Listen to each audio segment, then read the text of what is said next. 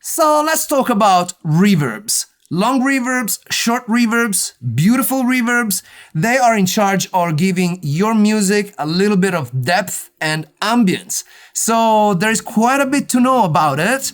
I am going to do that right now so that you know a little bit more on how to use them. Welcome to Thomann's studio and recording channel. My name is Claudio. I'm a music producer. I've been doing this for years and I run some beautiful studios here in central London called Dr. Mix.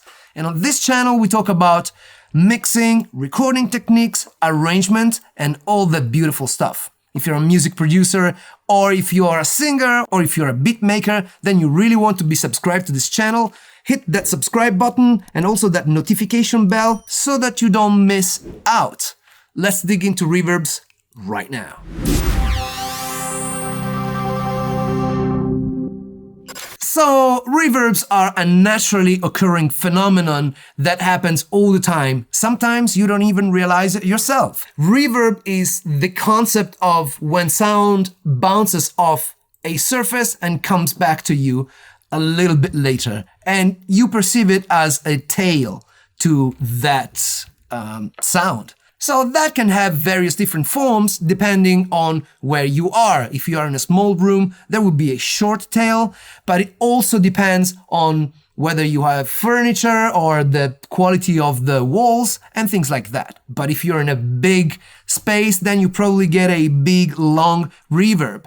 Like, for example, a church, which has possibly very hard surfaces, so the sound will keep on bouncing back and forth, giving a long tail to whatever is played in that environment. Now, you can reproduce these effects into your DAW quite easily. Nowadays, there are a ton of reverb plugins. I'm gonna use a basic one so that you can understand what's going on.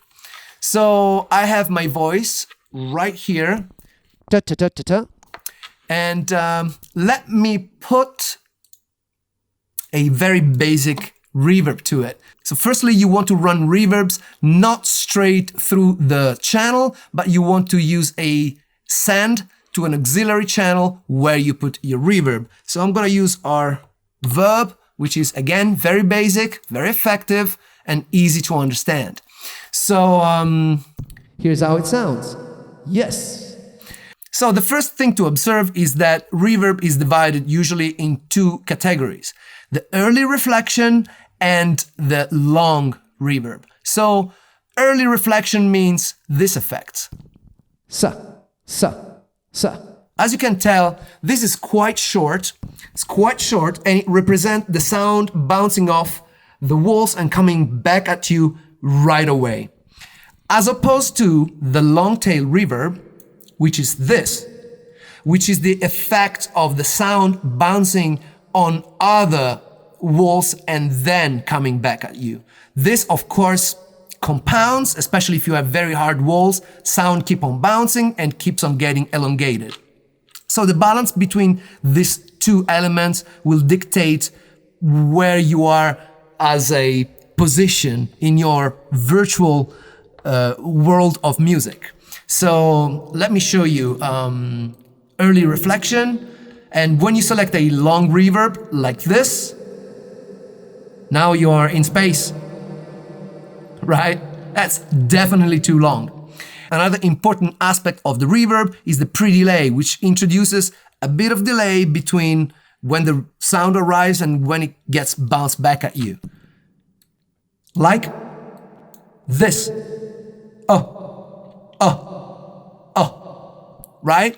This pre-delay is very useful if you want to clear your sound a little bit, because sometimes reverb can get in the way of voice, for example. But if you make it arrive in the picture a little bit later, then the listener has time to understand the words, and then the tail comes after. So let's look at the type of reverbs that you can choose.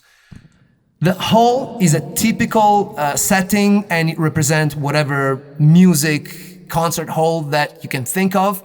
But there are other types of reverb, like a room, which is a shorter reverb and closer space. There is a chamber. All right, chambers are purposely built rooms that usually have very hard surfaces, and they have one speaker on one side and a microphone on the other side. And this was one of the first technologies available to make reverb, because of course nowadays they get emulated by an algorithm, but back in the day you only had a few ways of making a reverb, and this was one. The next way was a plate. Let me show you. This is how a plate sound, right? Very simply put, a plate is a big piece of metal where you reproduce the sound on one side, making the plate fluctuate and vibrate, and you pick up the sound on the other end with a pickup. So that was another early way to make reverb sounds. So each one of these has a different sound, and you can probably just use it by taste. You want to elongate, for example, the sound of vocals to make them sound spacier, and we're gonna do it right now. So let's say long reverb to the lead vocals.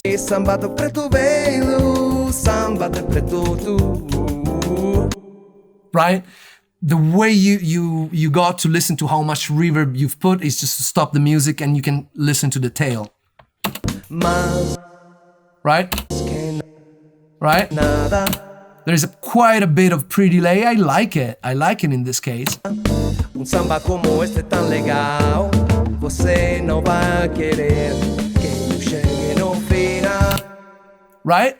So, for example, I can use a different type of reverb on the backing vocals, for example. Let me go to, what have we got? Medium reverb here, mid reverb. Yeah, this one. I'm gonna push it up a little bit. I'm gonna remove it from here because we don't need it from here. And the mid reverb, let's put another reverb. Like this. And we're going to, well, Hall may do in this case. So.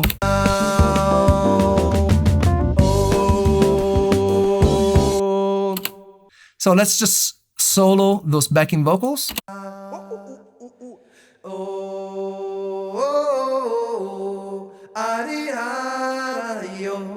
Right? So now I'm going to deploy one of my tricks. For example, I like the reverb not to be just pure. I like to add some effects to it, even to just differentiate from the previous reverb, right? So the previous one had a long pre-delay. This we're gonna put like a mid pre-delay. We're gonna make it maybe a bit longer. Also, we have a Hall as opposed to a plate. We're going to pull down the early reflection a little bit. And then I'm gonna push the stereo a little bit farther. So S1 is a good way. Imager. Can you hear that? If you have headphones on, you definitely can hear that.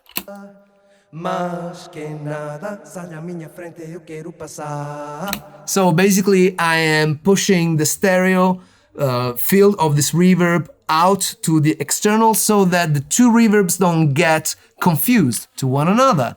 And this is how it sounds all together.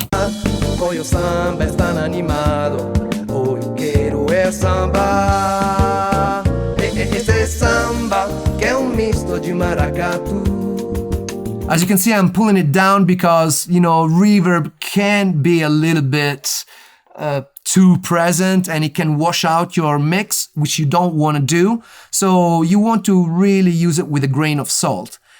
Always remember that all you're trying to do is to give a little bit of depth to your music so that it doesn't sound all dry, right? So without reverb, with reverb.